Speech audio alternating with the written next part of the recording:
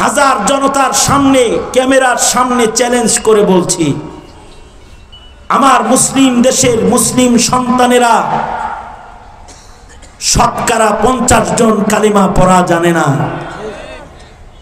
প্রকাশ্যে বলছি, যদি বিশ্বাস না হয় তুমি কালকে চেক করো, দেখবা কালিমার উচ্চারণ তার নাই, অথচ লক্ষ লক্ষ নবী দিয়ে আল্লাহ কালিমা পড়াইছে, লা ইলাহা ইল্লাল্লাহ, এটা পড়াইছে, এটাও পড়তে পারে না, অথচ তারা মুসলমান। কালিমা পড়তে পারে না যে মুসলমান, এই অযোগ্য মুসলমানদেরকে তো কাদিয়ানি বানায় ফেলবেই, এই অযোগ্য মুসলমানকে তো নাস্তিকেরা নাস্তিক বানাবেই, এই অযোগ্য মুসলমানকে তো খ্রিস্টানদের মিছিলে পাওয়া যাবেই। ও তো কালিমা জানে না, ও তো ভারতের দালাল হয়ে মুসলমানের মাটিতে আল্লাহ বিরোধী একত্ববাদ বিরুদ্ধের শক্তির সাথে ও হাত মিলাবে, ও তো কালিমা পড়া জানে না। অথচ 1.25 লক্ষ নবীর দাওয়াত হলো লা ইলাহা ইল্লাল্লাহ, আমাদের নবীর দাওয়াত লা ইলাহা ইল্লাল্লাহ। নিজের সন্তানকে প্রথম শব্দ শিখানো লা ইলাহা ইল্লাল্লাহ, এটা মুসলমানের ঘরের একটা কাম, কারণ লক্ষ লক্ষ নবী দিয়ে এই কাম আল্লাহ করাইছেন। সুতরাং তুমি তোমার সন্তানকে যদি কালিমাটা না শিখায় থাকো, তোমার ছোট ভাই যদি কালিমা না জানে, মুরব্বী আপনার নাতি যদি কালিমা না জানে, আপনার নাতিনটার মুখে কথা ফুটেছে কিন্তু কালিমা যদি না ফুটে থাকে, ওরে কালিমা ফুটান। কালিমার এত দাম, কানের ভেতরে যদি জন্মের সাথে সাথে কালিমা পড়া হয়, আজান দেওয়া হয়, আশহাদু আল্লা ইলাহা ইল্লাল্লাহ, আশহাদু আন্না মুহাম্মাদার রাসূলুল্লাহ, যদি কানের ভেতরে যদি প্রথম কথা কালিমার আওয়াজ, আজানের আওয়াজগুলো দেওয়া হয়, তাফসিরে হাসান বসরিতে হাসানুল বসরি লিখেছেন, যাদের কানে আজানের কালিমাগুলা উচ্চারণ করা হয় জন্মের সাথে সাথে, অন্য আওয়াজ ঢোকার আগে কালিমার আওয়াজ যদি কানে ঢুকানো হয়, সুবহানাল্লাহ বলার লাগে রেডিও বহেন, আগেই করেন না, খবরটা দিয়া লই। হাসান বসরি বলেন, ডান কানে বাম কানে কালিমার আওয়াজ হওয়ার সাথে সাথে মহান আল্লাহ নিজের দায়িত্বে এই বান্দার কলবের ভেতরে আল্লাহ তাআলা কালিমা লিখে দেয়।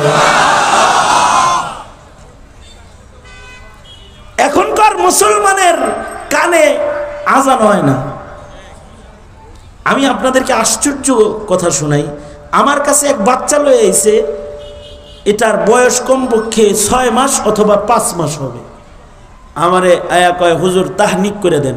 আমি তো মনে মনে খুশি হয়েছি, কিরে মুসলমানের ঘরের বাচ্চা, তাহনিকের সুন্নতের উপরে আমলের এত গুরুত্ব তার। আমি তাহনিক করে দিছি। তাহনিকের পরে আমার কয় কি হুজুর আজানটা দিয়ে দেন। আমি তো আসমান থেকে জমিনে পড়ছি, কয় কি এটা 5 মাসের বাচ্চারে কয় আজান দিয়ে দেন। আমি কই কেন, ওর কানে আজানে খামত দেন নাই? কয় এটা ওর পরে 15 দিন হুজুর আইসিউর ভিতরেই ছিল। আমি তাই কি হয়েছে? তাহলে 15 দিন পরে যখন আইসিইউ থেকে বের করছেন তখন দিতেন। কয় ভুলে গেছি। এখন মনে হইলো কেমনি? কয় ওর মা মনে করাই দিছে। আপনি বাপ, আপনারও তাল নাই? কয় না হুজুর। এই তো হালাত। ইসকন রে গাইলাও আর কাদিয়ানি করে গাইলে কি করবা? নিজেরা গালি দাও। তুমি তোমার ছেলেকে কালিমা শিখাও না, আজান শিখাও না, সূরা ফাতিহা তেলাওয়াত করা শিক্ষা দাও নাই। লজ্জা থাকা দরকার। তুমি মুসলমান, তুমি তো শিক্ষা দাও নাই। নিজের ছেলেরে একটুকুন শিক্ষাও দাও নাই। আরিসা ফেরি পার হইতেছি, ফরিদপুরে আমার মাহফিল, ফেরির ছাদের উপরে কিন্তু নামাজের জায়গা আছে। আসরের নামাজ পড়ার জন্য উপরে উঠছি,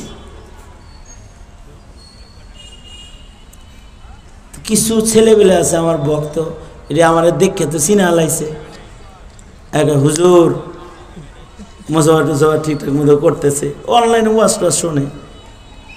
তাই আমি বললাম যে তোমরা তো আমার ভক্ত তো এনে আইসো কি লেগে। আমি আবার দেখছি বিড়ি ফালাইতেছে, নফরু ওইটা বিড়ি খাইতেছে, বিড়ি আমার দেখে ফালাই দিছে পানিতে, দেখছি আমি।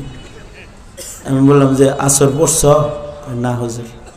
আমি কইতে তোমরা আমার ভক্ত, আমিও তোমাদের ভক্ত, একটা দলিল অন্তত রাহি, একসাথে নমাজটা পড়ি, আমি বয়ে থাকি, তোমরা একটু কষ্ট করে ওযু করে আসো, জামাতের সাথে তোমাদের সাথে নদীর উপরে নামাজটা পড়ি, পানি সাক্ষী দিবে যে তোমরা আমার মুসল্লি। একসাথে নমাজ পড়লাম, তো পেঁচ লাগাই লাইছি না, তো ওযু করতে গেছে, তো ওযু টজু করে আইছে। আসার পরে আমি বললাম একামত দাও, আমি তো কেবলার ছি না, তো ওযু করতে গেছে, তো ওযু টজু করে আইছে। আসার পরে আমি বললাম একামত দাও, আমি তো কেবলার দিকে ফিরছি। ও মা, পিছন থেকে কোনো আওয়াজ নাই। কতক্ষণ পরে আমি পিছনে তাকাইছি, তাকাই বললাম কি একামত দেও না যে, দেখি একটা আর একটা ধাক্কা দে, তুই দে। একজন আর একজন সমানে ধাক্কা ধাক্কি করতেছে, কেউ একামত দেয় না। আমি বললাম আরে সাহস করে একজন দেও তো। এর ভিতরে একটা একটু দুষ্ট টাইপের কয় হুজুর আপনি দেন। বস কি তুই আমি দিব না? হুজুর দেন, আপনি দেন। আমাকে আমি দিব কেন? হুজুর সৌদি আরবে ইমাম সাহেব একামত দেয় তো। আমি তাহলে তুই সৌদি আরব থাকস? জি হুজুর। আমি তুই সৌদি আরব থাকস, তোর তো তাইলে আরবির সাথে একটা খাতির আছে, তুই দে। কয় হুজুর আমি আরবিটা পারি, বাংলাটা পারি না। আমাকে বাংলায় দিতে কইছি তোরে, একামত তো আরবিতেই দে, আরবিতেই দে। কয় না হুজুর, এই বাংলাটা আমার পেছ লাগে, বাংলাদেশের একামত আমি পারি যাই না। আমি কেন সৌদি আরবটা পারো? ওই সৌদি আরবটা তো একবার একবার দেয়, ওইটা সহজ। হাইয়া আলাস সালাহ, হাইয়া আলাল ফালাহ, কাদ কামাতিস সালাহ, আল্লাহু আকবার, আল্লাহু আকবার, লা ইলাহা ইল্লাল্লাহ। হাম্বলি মাযহাবেরটা পারে, হানাফিটা পারে না। তখন বললাম তো হানাফিটা কি হয়েছে? কয় এটা দুইবার কইতে যায়, খালি আমার পেঁচ লাগে। শেষ বেলায় আমি নিজেই একামত দিলাম, ওগুলো দেওয়াইতেই পারলাম না। মুয়াজ্জিনও আমি, ইমাম সাহেবও আমি।